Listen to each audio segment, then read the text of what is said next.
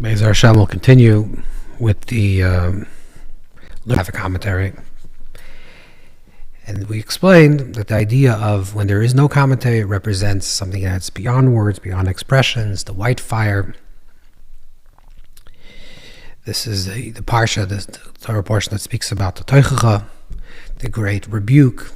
There's one rebuke that's at the end of Vayikra that we read before Shavuos, before there was a certain judgment, and then there's a judgment of Rosh Hashanah. Tichla Shana V'Kilaseh, the Gemara says, to let the year and its curses end, and therefore we read the Toicha, the great rebuke, in this week's Parsha.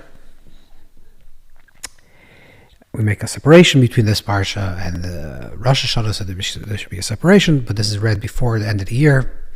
And generally the Toicha, which is a rebuke, not to get fully into this, just to touch on it very quickly, the Toicha on one hand seems to be very harsh words, but on a deeper level, sometimes the harsh words are even deeper words of love that cannot be expressed in normal and normative ways of expression. You find this even colloquially in any type of language. Let's say, for example, in the English language, when a person has a tremendous amount of love for someone, let's say a child, sometimes a parent will tell a child, I can eat you up, I'll eat you up. I know it's just a kind of funny way of speaking, but there's some depth to that type of language, which is very, obviously very gruesome and violent. But sometimes words cannot fully fail to express the full emotions that a person has, and somehow through expressing it sometimes in a negative way, or seeming to be like a rebuke, or seeming to be something that's negative, or something that's harsh, is actually even a deeper way of explaining it, or expressing it. And certainly there's things that cannot be even expressed with any words, and words completely are inadequate to express some very deep emotions. So that's the truth about the Toicha, like it's famously said about the Alter Rebbe. When the Alter Rebbe read the story of the Toicha, he used to read the Torah portion. His son, the Mittler Rebbe, would listen to the Toicha, and that's what he did every year. One year his father didn't read the Toicha, didn't read the rebuke, and the Mittler Rebbe was a young man, fainted. They asked him why he fainted. He says, because I was hearing all these curses and this rebuke in the portion. And they asked him, but your father has been reading this, you've been hearing this portion, you read it hundreds of times. He says, yeah, when my father reads them, I hear them as blessings. Either way, so without getting into that itself, let's try to at least read a part of the Zohar. And it's not in the Zohar itself, it's in the Likutei Zohar, which is later editions of parts of the Zohar that were revealed. And there's a very famous statement. Famous meaning because it's a statement that has resonance cross-culturally, and it's found in many different cultures, a similar idea. And it's an old tale. And in the language of the Zohar, in the Likutei Zohar, the Zohar says like this: Man de kotel lechavia yavina barta de malka. Man de kotel lechavia yavina barta de malka. Someone that slays the snake, kotel lechavia, slays the snake, the chavia, the snake, or the dragon, if you wish. Like the Tanin and Agadol was translated. Or the snake, the Nachash HaKadmoni. Someone that slays the snake receives and merits to be with the daughter of the queen. That's what the Zohar says. What does this mean? And it's a little bit connected to the Manavella as well. So there's a mimer that we learned last Shabbos. It's a mimer Likutei Torah from the Alter Rebbe. Parsha Kisei, last week's Parsha. Kisei Muhammad, the second Kisei. And the Alter Rebbe discusses this idea of what does it mean that someone that slays the snake, Malakatul Chavia, whoever slays the snake, will receive the daughter of the queen. What does this mean? So the Alter Rebbe explains that he explains what is the Barta de Malka? What is this, the daughter of the queen? He says, Hu nekudis tzion v'knesses Yisrael. This is the essence of the soul, which is the collective of Klal Yisrael, the Knesses Yisrael. And Nekudas Halev, or Pnimiyusa, it's the essence of the soul, the Pnimiyus Halev, the inner parts of our soul, the inner parts of our consciousness, of our heart. which is revealed in the klali, which is revealed in the collective. And then he says that this pnimius alev is hu bechinas alakusha benefesh. This is the divinity, the divine life that exists, that resides within our soul, within ourselves. And he says this is bechinas soviklam. This is the infinite part of self. So the way it's described is that there are two layers of our feelings, two layers of our soul. There's chitzonius alev, the external part of the heart, and this pnimius alev, the internal part of the heart. So the external part of our heart, of our emotions, that is something that is controlled by the mind. The moyach is shalat alev. The mind controls the heart, which means the external feelings that we have in this world is based on certain prisms or certain mindsets that we have, and based on or narratives that we tell ourselves. Based on the narratives and the mindset and a certain way we understand the world, and it doesn't necessarily mean on a conscious level understanding, but a certain way we think about the world or we see the world, that creates the emotions that we have in this world. So for a simple example, if a person is inundated with a certain type of image, that if you are going to have a big house or a nice car, whether through advertisement or wherever they're inundated, wherever the imagery comes to them, and that's the way they start thinking about their life, then their emotional attachment or their love or their lust or their yearnings will be to have a big car, because they think that's the thing that's going to bring them joy or happiness or some type of inner contentment. So there's the moyach, there's the mind, and the mind controls the heart. This is one level of the heart. This is chitzonius, that's the external part of the heart. And that's the first layer deep. And then there's something that is deeper than that, which is the pnimius alev.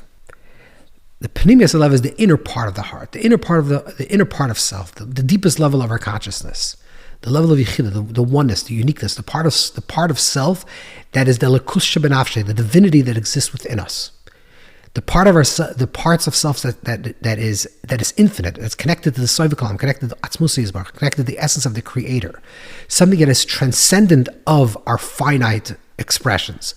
So the external part of the heart is the part of our heart, or our emotions, which are created through the prisms, through the mindsets, and through the things that we think about. That's what creates our emotions. But that's finite. So you have a certain particular thought, a finite thought, a particular thought about something else, and that induces a specific emotion. So and then there's a deeper level of emotion, which is the Barta de Malka, which is the daughter of the queen herself, or herself. What that means is that there's a part of the queen within us. So that just like the image of slaying the snake to get to the princess, is that there is someone that belongs to us. Let's say if you're the image of the person that's seeking to be connected with this princess, that this is something that belongs to you, and the slaying is to take away what's covering over, what's not allowing you to have access to that place. Let's say in the imagery, that's, let's say, a castle that's surrounded by guards, or surrounded by a snake or a dragon, whatever the image is. And the idea is that we have to take away the hindrance that's now allowing us to be one with that, the Barta de Malka, the queen, the daughter of the queen, with the princess, because we are really essentially part of that, and that's who we truly are. We're one with that princess, and we have to reveal it. So the way the Alter Rebbe describes this is that there's one avodah, one spiritual work that a person has to do for himself or herself, which is the slaying of the dragon, the slaying of the snake. That's the first thing. And once the snake disappears and is seen to be what it is, and it's a mirage, it's an illusion, and it disappears. Once that snake disappears, then you will able to, then the deeper parts of yourself, which is your pnimius alev, the inner parts of your soul, will become revealed. The infinite part of yourself, the one that's always joyful, the one that's always connected, that's full of life and aliveness, will become revealed. We have to peel away the external. So what is the external? The external is the snake. And how do you get rid of the snake? So what is the snake? So the snake is and this harkens back to the beginning of the first story in the Torah. The Torah describes Adam and Chava, Adam and Eve, in the beginning in the garden with the snake, is that the chavia, the snake, the nachash, represents the world of fantasy. It's an externally induced world of imagination. It's not internally induced and produced, but it's external. And it's the world of fantasy, and fantasy is a mirage. So fantasy is just something external. Because what is it that we seek in this world? What do people seek in this world? People are always seeking. Ultimately, people are seeking to sense their aliveness, which means to be in touch with their deepest parts of themselves, with the aliveness, the divinity, with the godliness, with the spirituality that exists within them, and in order to feel alive, people do or chase the most silly things, or things that have the greatest facade, hoping that if they just receive this object or this person or this amount of money, whatever they're looking for in this world, that will give them a sense of being alive. So let's say a very simple, trivial level. Let's say a person says, if I buy that suit or that dress, that's going to make me feel joy. So what they're seeking to feel alive. And they're substituting their desire to feel alive for an object. And the object does give them a small measure of aliveness for a very temporary and momentary moment. It does give them some sense of alive. Let's say a person's eating food, or a person's indulging in some other type of desire. So for the few moments that they're indulging in that desire, they do have a certain sense of being lost in something that's bigger than themselves, something that's beyond themselves, and all of a sudden they start feeling some chayas, some aliveness, some awakeness that they feel. But ultimately, what they're really seeking is to be alive with the ultimate source of all living. What a person is really seeking is to sense being one with the flow, one with the divine life force, with the aliveness of creation, within that pulsates within creation. So to say it a little bit different, what is the world of fantasy? What is the chavia? What is the snake? The snake creates this imagination, this thought process in our minds, whether it's through a visual or through audible, however that's created in our minds. I know, and that depends how every person thinks. Some people think through pictures, some people through language. It creates a certain narrative, and the narrative tells us, I know what you're truly seeking on a very deep level is to feel alive. People are walking around dull, inanimate. They're walking around mechanical, and people are wanting to be connected, to feel that aliveness, to feel connectivity, to feel a sense of purpose and meaning, and connectivity and aliveness.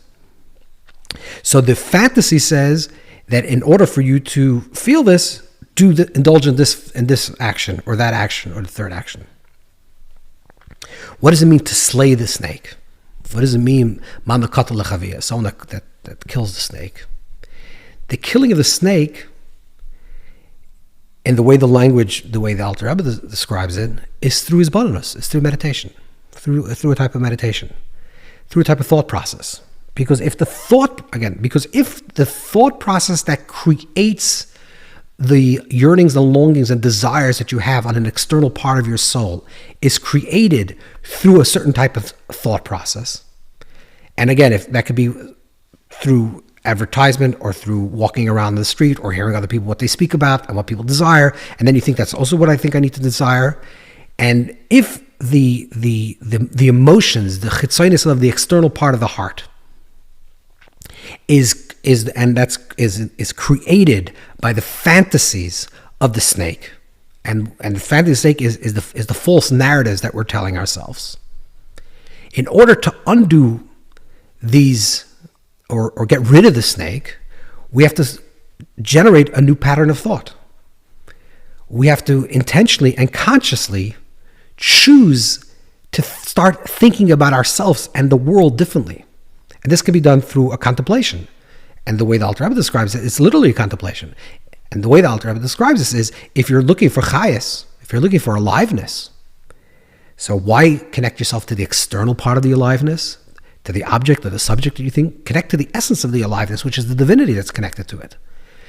So the intention is, the way to slay the snake is through this contemplative, this mindset of changing. And it's not only just a thought process, but it's also through using your creative visualizations, your creative imagery.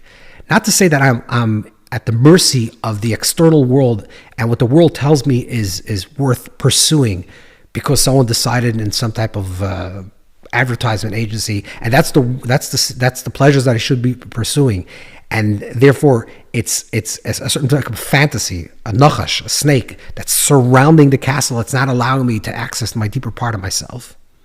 You choose to say, I'm going to create, I'm going to transform, I'm going to shed light on the snake and transform the snake into something that's not protecting or not guarding the inner part of my soul, the part of my pnimius alev, of the depth of my soul, of who I truly am. So you're choosing to have other thoughts. You're choosing to create your own imagination instead of imagining yourself in a foolish way, in a way of fantasy and superficiality. Imagine yourself living your most authentic self. Imagine yourself being connected to the potential that you will be in your future. And the more you can create that imagination, the more the external part of your soul, which is your external emotions, will be aligned and be consistent, and there won't be any covering overs of the snake. And once there is a healthy sense of self that is self-created, that you create through your own mindset, that you create through your own doing and through your own practice, through your own creating the proper thoughts that you're going to choose to think about, and the proper dreams that you're going to choose to dream about. By consciously saying that tonight I'm going to dream about it, or when I close my eyes, this is the imagery that comes up, and I'm choosing those imageries, those positive imageries, then the more my external part of my soul, which is my external emotions, the way I'm being in this world, will be changed and will be altered. And once there's a healthy sense of self, and our emotions are aligned with our thoughts, and our thoughts create our healthy emotions, and we have healthy emotions that are created by healthy thoughts, and there's a complete alignment on this most external part of self, which is the tzuras adam, the form of what it means to be a healthy human being in this world. Once we're healthy and aligned on a physical level, on a mental level, on an emotional level, then we are gifted. We're gifted the daughter of the queen. We're gifted the revealing of the essence of who we are, the infinite part of ourselves, the part that's always lichtig, that's always pure, that's always holy, that's always whole, that's always noble. The part of our deeper selves becomes revealed. To say this in a little bit of different language is that in order for us to reveal our souls and our ultimate self, our deepest part of self, this part of self that's one with Hashem always, that's always whole, that's always pure, tahiri, that's always pure, it's always perfect, we have to ensure that the vessel of our nefesh habahamis, of our external parts of ourself, the very external parts of who we are as a physical being in this world with physical desires, is not living in the world of fantasy and not distorted and not fallen. And if we have a healthy sense of self, a whole sense of self, when we have a healthy sense of self on a physical level, on an emotional level, and on a mental level, then and only then is it possible for the deeper parts of our soul to become revealed. We can't be a broken person, or else this shines through once in a while, but in terms of this in an integrated way, and it should be in a consistent way of living, we need to be a mensch before we can be a godly person. We need to function as healthy human beings on a physical level, on an emotional level, on a mental level, and allow our emotions and our external parts of self, the external parts of our soul, to reflect not the chavia, not the snake, and not the fantasy, and not the silliness, and not the temptations of the physical, but to really create the proper narratives that we have a healthy sense of self that will allow for the revealing of the higher parts of our consciousness, the higher parts of our soul, the parts of Yechidah that's really connected with Hashem in all times. So man dekatel lechavia, the one who merits to slay the snake, and to get rid of the world of fantasies, and to get rid of all these negative imagery about self. And negative imagery of self is not just negative imagery about the world, but also negative imagery about yourself, that you're not capable, you're not able, and you're a failure. All these negative fantasies, and it could be fantasies for the positive, fantasies for negative. This means self-inflicted through what we receive from the outside world. And for whatever reason, without blaming, whatever the reason is, whatever those narratives are, that you're not capable, you're not able, and you're nothing, and you can't do anything, and nothing's going to come from you, and it's plagued with doubt and uncertainties. The moment we let go of those things, and again, how do we let go of those things? Through creating new narratives, through creating new stories, and creating new imaginations. The moment we allow that to happen, and we allow ourselves to grow and to be in this world in a healthy way, in a holy way, that's when our soul can truly shine forth. Our Yechidah, our highest level, our soul, which is infinite and connected to the infinite one. Have a wonderful Shabbos.